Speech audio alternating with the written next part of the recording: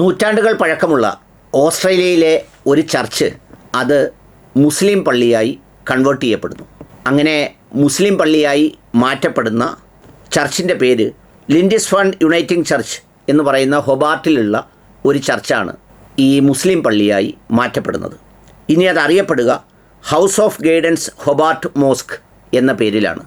വഴികാട്ടിയാകുന്ന സ്ഥലം, ദഅ്വ എന്നൊക്കെ പറയുന്നത് പോലെ ചില സത്യത്തിൻ്റെ മാർഗത്തിലേക്ക് നയിക്കപ്പെടുന്ന ഒരു മസ്ജിദ് എന്ന നിലയിലേക്ക് അത് മാറ്റപ്പെടുകയാണ്. രണ്ട് വലിയ വ്യാപാരികളാണ് വലിയ പരശതം കോടി രൂപയ്ക്ക് ആ ചർച്ച് മോസ്കാക്കി കൺവേർട്ട് ചെയ്യുന്നത്. ഇവിടെ സാധാരണ സാമൂഹ്യ മാധ്യമങ്ങളിൽ ചിലരൊക്കെ അതിനെ സംബന്ധിച്ച് കമൻറ്റുകൾ ഇട്ടിരുന്നു. എനിക്ക് എല്ലാവരും ഫോർവേഡ് ചെയ്ത് തന്നു. എന്ന് പറഞ്ഞാൽ കാസയ്ക്ക് അവസാന അവസരമാണ്, പറ്റുമെങ്കിൽ കാശ് പിരിച്ചു കൊടുത്ത് എത്രയും പെട്ടെന്ന് അത് മോചിപ്പിക്കാനുള്ള സാഹചര്യമുണ്ട്, അതുകൊണ്ട് കാസാക്കാരെ എളുപ്പം വില കൊടുത്ത് അത് വാങ്ങൂ എന്നൊക്കെ പറഞ്ഞിട്ട്.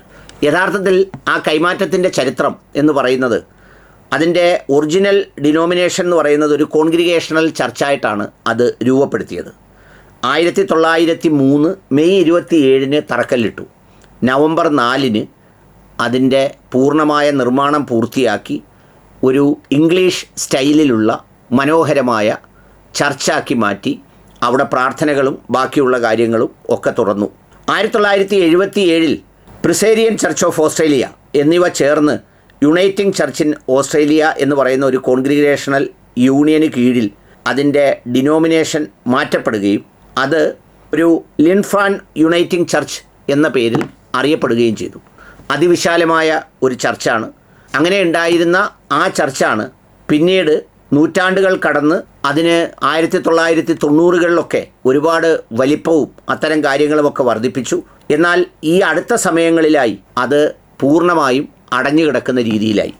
അങ്ങനെ ഒരു ചർച്ച് മാത്രമല്ല, യൂറോപ്യൻ രാജ്യങ്ങളിൽ ഒരുപാട് ചർച്ചുകൾ വളരെ ക്ലോസ് ഡൗൺ ചെയ്യപ്പെട്ട നിലയിലുള്ളവയുണ്ട്. അതിൻ്റെ പ്രധാനപ്പെട്ട കാര്യം, അത്തരം ഇടങ്ങളിലൊന്നും കുറച്ച് പ്രായമായവർ വരുന്നു എന്നുള്ളതല്ലാതെ ഒരു വലിയ സമൂഹം ഇത്തരം ചർച്ചുകളിൽ നിന്നും പ്രാർത്ഥനകളിൽ നിന്നുമൊക്കെ അകന്നു പോയിക്കൊണ്ടിരിക്കുകയാണ്. സ്വാഭാവികമായി ഇന്നത്തെ വലിയ മൊബിലിറ്റിയുടെ കാലത്ത്, സ്വതന്ത്ര ചിന്തയുടെ കാലത്ത് വല്ലാണ്ടത് ക്രൈസ്തവ മതവിശ്വാസത്തെ സ്വാധീനിക്കുന്നുമുണ്ട്. അങ്ങനെ 2025 അവിടുത്തെ ലോക്കൽ കമ്മ്യൂണിറ്റി ഈ ചർച്ചിനെ വിലയ്ക്ക് വാങ്ങി ഹൗസ് ഓഫ് ഗൈഡൻസ് ഹൊബാർട്ട് എന്ന പേരിൽ ഇതിനെ ഒരു മോസ്കാക്കി മാറ്റി രൂപപ്പെടുത്തിയിരിക്കുന്നത്. ഈ രൂപപ്പെടുത്തലിനെ സംബന്ധിച്ച് വളരെ ആവേശപൂർവ്വം പങ്കുവെക്കുന്ന കുറേ പേരുണ്ട്.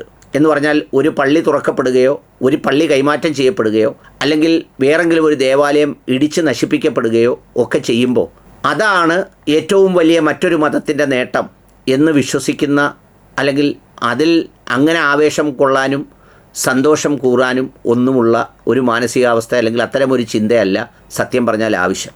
യഥാർത്ഥത്തിൽ എന്നെ സംബന്ധിച്ചിടത്തോളം, എൻ്റെ വ്യക്തിപരമായ ഒരു അഭിപ്രായം പങ്കുവെക്കുന്നതിന് മുമ്പ് ഇതിനെ സംബന്ധിച്ച് നമ്മുടെ അലക്സാണ്ടർ ജേക്കബ് സാർ പറഞ്ഞ ഒരു വാചകം എനിക്ക് ഓർമ്മയുണ്ട്, ഇതേ ഫ്ലോറിൽ എൻ്റെ തൊട്ടടുത്തിരുന്നിട്ട്. അതായത് വേറൊന്നുമല്ല, ഏത് മതമാണോ ഏറ്റവും കൂടുതൽ വിദ്വേഷം പ്രകടിപ്പിക്കുന്നത്, അല്ലെങ്കിൽ ആരാണോ ഏറ്റവും കൂടുതൽ വൈരുദ്ധ്യങ്ങൾ പ്രചരിപ്പിക്കുന്നത്, ആരാണോ നിഷിദ്ധമായ വികാരങ്ങളും വിദ്വേഷങ്ങളും വെറുപ്പും ഏറ്റവും കൂടുതൽ പ്രചരിപ്പിക്കുന്നത്, അവർ യഥാർത്ഥത്തിൽ മറ്റു മതങ്ങളെ ആക്ഷേപിക്കുകയാണ് എന്ന് തോന്നുന്നെങ്കിലും അത് സ്വയം നശിക്കുന്നതിൻ്റെ അടയാളമാണ്, സ്വയം ഇല്ലാതാകുന്നതിൻ്റെ അടയാളമാണ്. കുറച്ചുകൂടി വ്യക്തമായി പറഞ്ഞാൽ, ഞാൻ കാട്ടിൽ മേക്കതിൽ അമ്പലത്തിലെ ഉത്സവത്തിൻ്റെ വേദിയിൽ പറഞ്ഞ വാക്കുകളായിരിക്കും അത് ഏറ്റവും നന്നായി ചേരുക.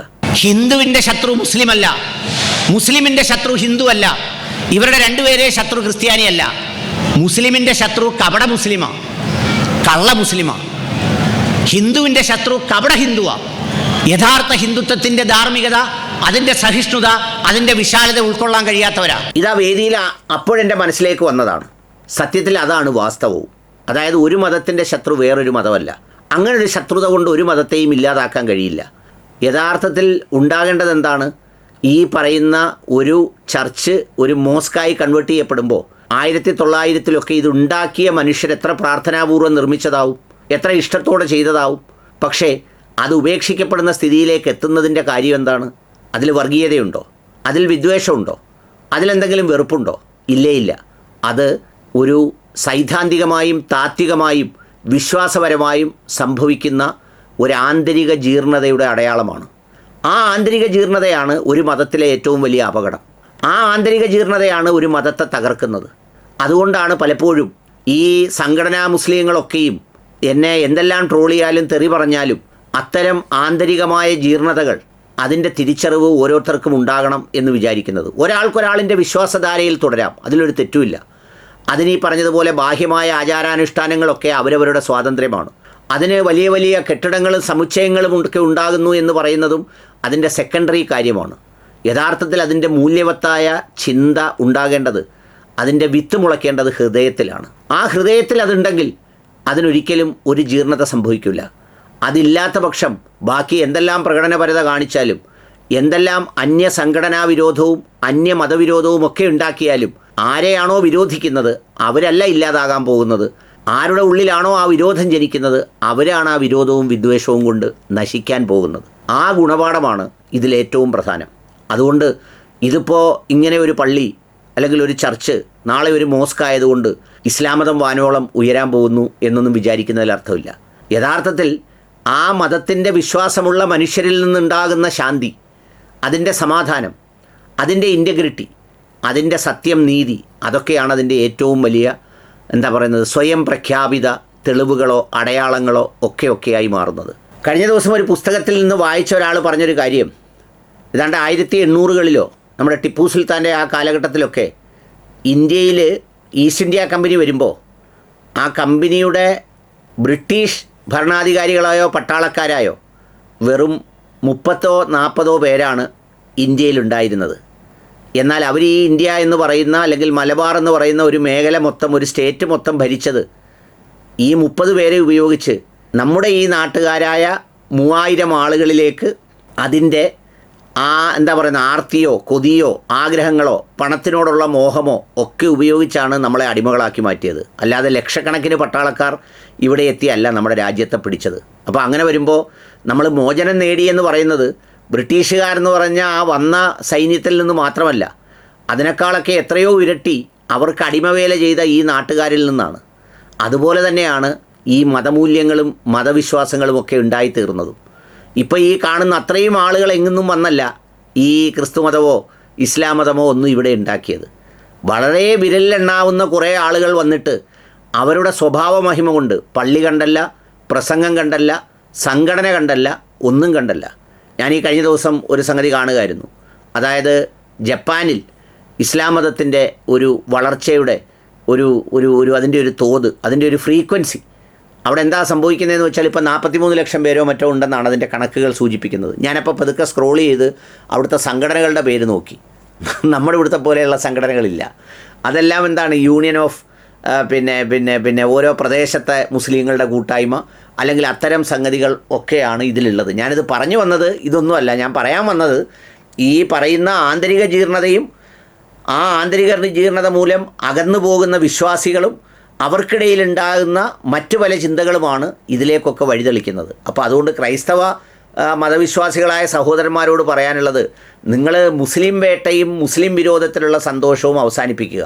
തിരിച്ച് മറിച്ചും അങ്ങോട്ടും. അതുപോലെ ഹിന്ദുക്കളോടും അവരവരുടെ മതമൂല്യങ്ങളെ അതിൻ്റെ ശരിയായ അർത്ഥത്തിൽ ഉൾക്കൊണ്ട് വളരെ ഇൻറ്റഗ്രിറ്റിയോടെ വളരെ മനോഹരമായി ജീവിച്ചു പോയാൽ അവരുടെ ജീവിതവും അവരുടെ കാര്യങ്ങളും വളരെ സുഖകരമാവും. ഒരിക്കൽ കൂടി ആ പ്രസംഗത്തിൽ ആവർത്തിച്ചത് ഞാൻ ആവർത്തിക്കുന്നു. ഹിന്ദുവിൻ്റെ ശത്രു മുസ്ലിമല്ല, മുസ്ലിമിൻ്റെ ശത്രു ക്രിസ്ത്യാനിയല്ല, അതുപോലെ തന്നെ ക്രിസ്ത്യാനിയുടെ ശത്രു മുസ്ലിമല്ല, ക്രിസ്ത്യാനിയുടെ ശത്രു ഹിന്ദുവല്ല, മുസ്ലിമിൻ്റെ ശത്രു ഇവരാരുമല്ല എന്നൊക്കെ പറയുന്നത് പോലെ യഥാർത്ഥത്തിൽ ഈ ഓരോ മതത്തിലും രൂപം കൊള്ളുന്ന ജീർണിച്ചവരും കച്ചവടക്കാരും സ്വാർത്ഥ താല്പര്യക്കാരും വിദ്വേഷികളുമാണ് ആ മതത്തിൻ്റെ ശത്രു. അവരിലൂടെ ജീർണത, ശിഥിലീകരണം ബാഹ്യമായി സംഭവിക്കുമ്പോൾ, കാര്യമായി സംഭവിക്കുമ്പോൾ ഇതുപോലെയുള്ള ദേവാലയങ്ങൾ ശൂന്യമാകും. അത് വിൽപ്പന നടത്തേണ്ടി വരും. അത് മറ്റു പലർ വാങ്ങിക്കും.